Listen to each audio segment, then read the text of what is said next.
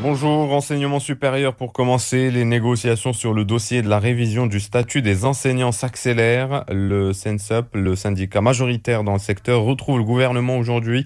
Dès après-demain vendredi, un groupe de travail mixte devra plancher sur des propositions. En leur tête, la revalorisation des salaires et la qualité ainsi que l'efficience du système d'enseignement supérieur.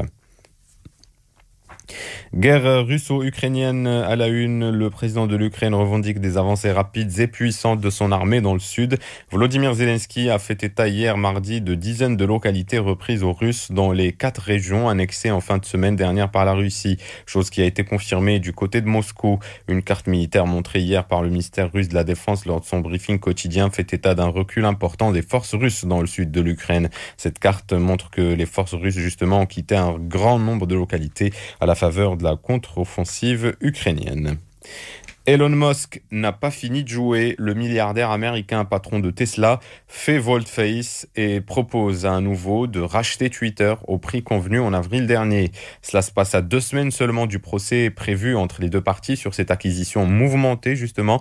Pour rappel, Elon Musk avait proposé de racheter le réseau social pour quelques 54 dollars l'action. Le total avoisinerait, tenez-vous bien, 44 milliards de dollars.